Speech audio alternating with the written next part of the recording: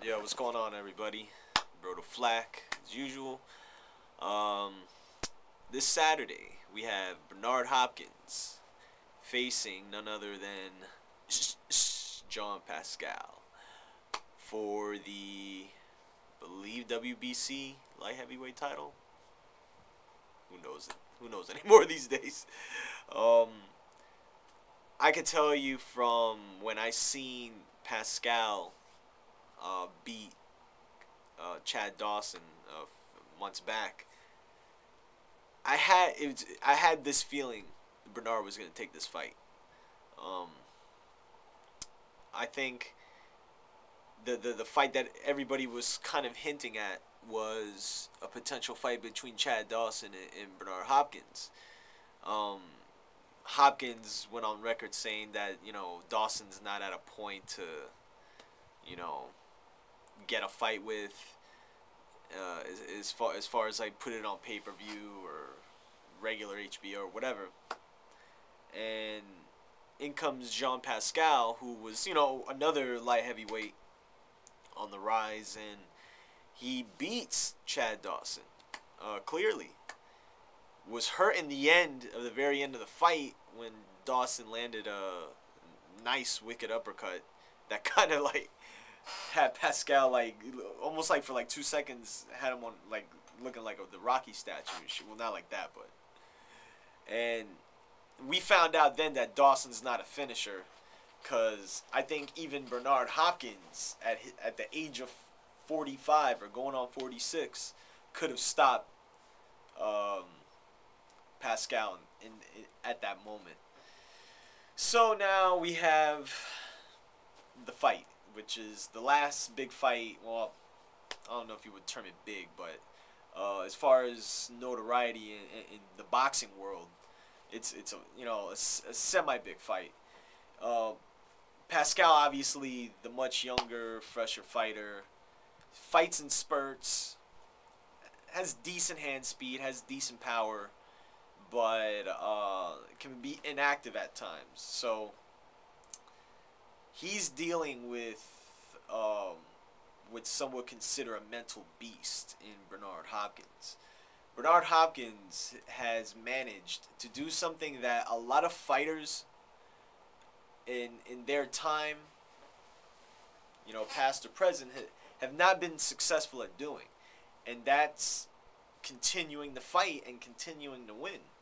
Now, what Bernard has been able to do his whole, well, in two parts of his career is he's known as the executioner because of the style that he had during the time when he was the running middleweight champ that was running for like 7, 8, 9 years, and he up to 36 years old, man. Like he was not necessarily knocking people out, but I mean he had a lengthy reign, and as he got older, you started to see obviously not a guy who's coming out to kill you, but who's really there to pick your style apart. And in comparison to the fighters today coming up, and even to a lot of dudes back then, I mean, Bernard's boxing IQ is through the roof, man. I mean, he knows how to pick fighters apart, and he knows how to neutralize their best assets. I mean, you got then you can look at fights with Jermaine Taylor and Joe Calzaghe, and as the term always goes, styles make fights. And I think Calzaghe, though, some people may not think too highly of him, even though he retired undefeated and everything. But the kind of style that he brought was a real. I mean, some would consider slick, but unorthodox in a way, but effective. Pretty accurate punching, um, active, and he frustrated Bernard. And even though that was still a close fight, I mean, I think Calzaghe won, but and then with Taylor, it was a situation where I think Bernard may have won the second fight. Jermaine was probably a little more active. That's why in this fight, I gotta give it to Bernard Hopkins. I mean, even at the age that he's at, he's been able to adapt to really become, um, you know,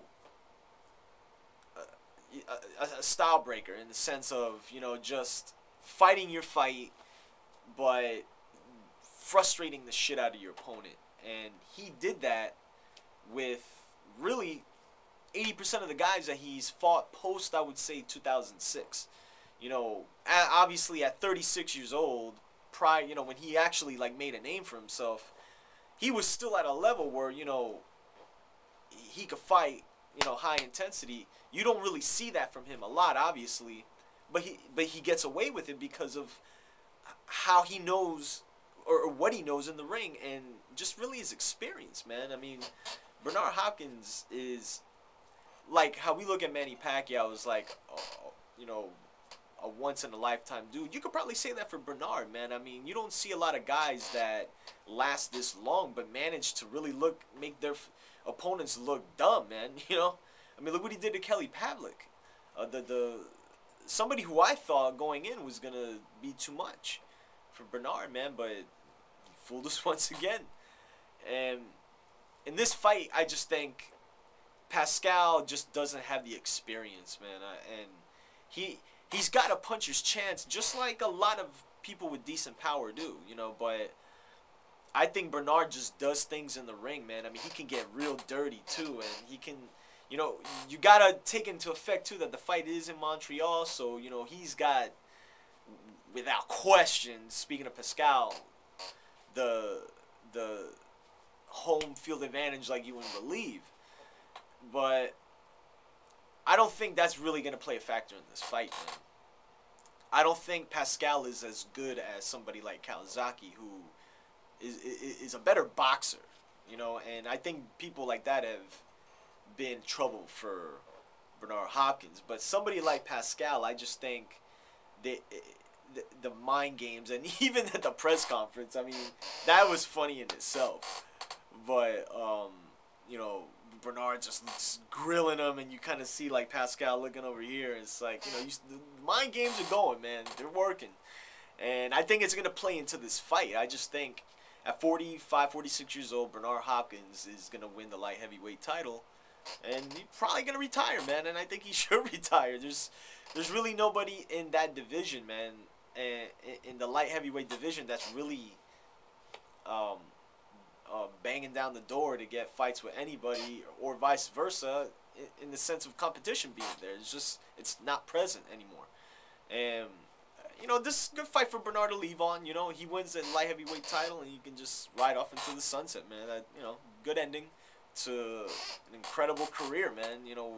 Arguably the best middleweight in the last 20 years, man, since Marvin Hagler. I put absolutely, no question about it. So I got Bernard Hopkins on a decision. Possibly, depending how active Bernard can be, maybe a stoppage. Who knows, man? But I'm going to ride with the decision. I mean, I think we've gotten used to Bernard fighting at this pace, at this age. But ring experience, smarts, just leagues above Pascal. So I got Bernard on the decision. So I'll be back in the next couple days and recap my top three fights of the year. Maybe top 5, but I think I'm going to narrow it down to 3. And like I always say, man, check the podcast out, The Rob Report Show. We're on episode 10. We're headed to 11. Coming up in the next few weeks. RobertoFlatChronicles.com, the blog. And as I always say, subscribe. Hit me up on Twitter, twitter.com/Roberto_Flack. So just bullshit with me, see what's good. And I'll be back in the next couple days to talk about the top 3 fights of the 2010 days.